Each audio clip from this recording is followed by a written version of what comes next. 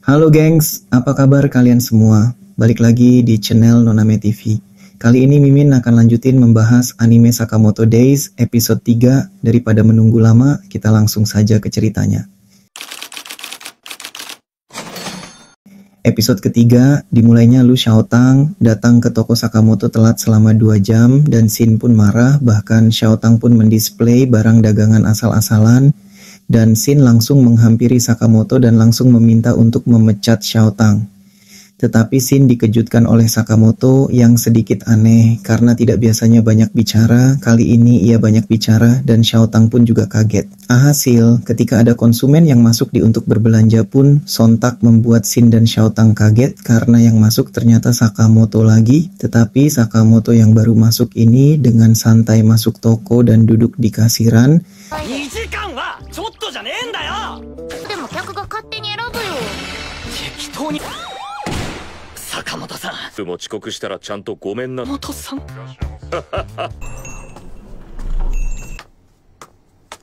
Tanpa bicara sedikit pun ketika sudah duduk, Sakamoto yang banyak bicara pun langsung menyodorkan pistol.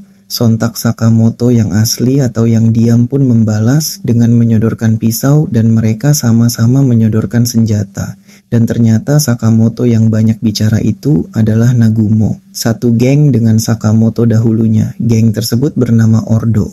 Ia membuat Shin kaget karena Nagumo bisa berubah menjadi orang lain dan pikirannya tidak bisa dibaca.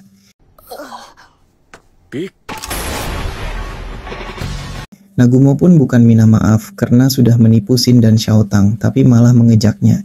Sontak membuat mereka berdua marah dan memukul Nagumo hingga benjol. Nagumo datang ke toko Sakamoto untuk menginformasikan kalau secara resmi Sakamoto menjadi buronan dan harga kepala Sakamoto dihargai sebesar 1 miliar yen. Ketika lagi asik membicarakan harga buronan Sakamoto, masuklah kurir pizza untuk mengantarkannya ke Sakamoto. Tapi kurir itu ternyata hanya mata-mata karena Shin bisa membaca pikirannya. Nagumo yang saat itu sedang terikat pun mau dibunuh sama kurirnya. Karena Nagumo bukan orang biasa, dengan mudah mengatasinya.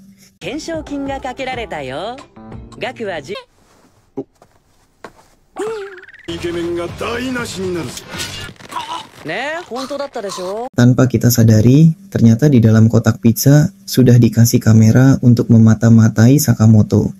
Alhasil, Sakamoto pun tahu ada kameranya. Kamera dipasang oleh organisasi jahat karena ingin mengalahkan Sakamoto dan mendapatkan uang 1 miliar yen. Dan ia langsung menembaki kamera yang ada di kotak pizza tersebut.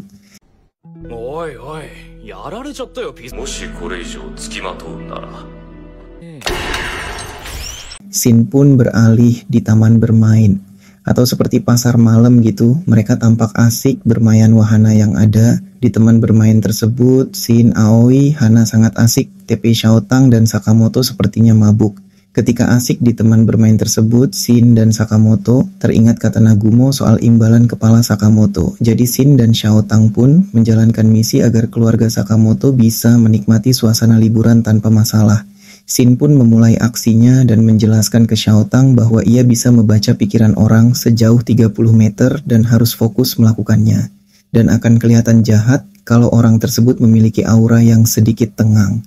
Ketika lagi berjalan santai sambil mengamati area sekitar, Shin dikejutkan dengan adanya musuh di dekat Sakamoto dan langsung menginformasikan ke Sakamoto. Musuh tersebut berpura-pura menjadi tukang sampah. Ketika Sakamoto berpapasan dengan tukang sampah tersebut, ia langsung menyerang Sakamoto dengan benda tajam. Tapi dengan santainya Sakamoto hanya dengan pulpen bisa mengalahkan tukang sampah tersebut.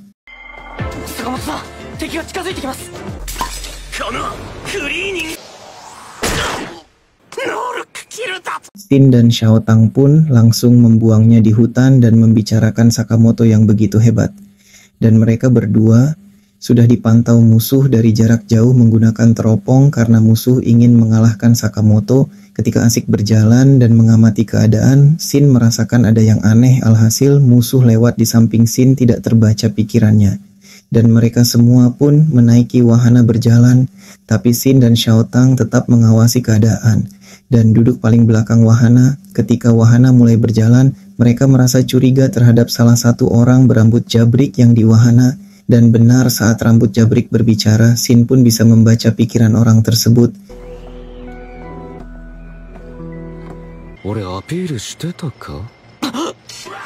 Dan Shin pun langsung menginformasikan ke Sakamoto bahwa ada musuh di dekatnya.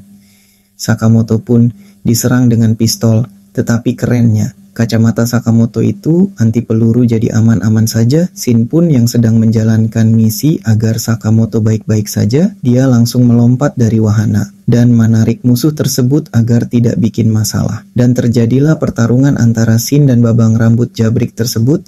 Si jabrik pun meleparkan kunai yang sudah dilapisi racun kepada Shin. Alhasil, Shin terkena kunai tersebut dan Shin pun menjadi lemah dan susah melihat. Tetapi Shin tidak pantang menyerah. Demi keamanan keluarga Sakamoto, Shin pun bertarung di atas wahana berjalan yang dimana sedang ada orang yang menaikinya, yang pastinya sangat berbahaya. Shin pun langsung memeluk si jabrik dan meloncat ke bawah tenda besar yang di dalamnya ada pertunjukan, dan di dalam tenda tersebut sudah berada keluarga Sakamoto yang sedang menonton pertunjukan. Shin yang sudah memakai pakaian badut kelinci pun langsung ngajak duel ronde keduanya karena Shin masih terkena efek racun dan susah melihat. Pada saat bertarung, Shin pun dikontrol Sakamoto dari bangku penonton dengan pikirannya, dan Sakamoto sangat fokus agar Shin menang dalam pertarungan tersebut. Si jabrik pun sampai heran karena tidak mungkin Shin bisa melakukan itu dengan mata tertutup, dan Shin pun menyelesaikan dengan tendangan maut.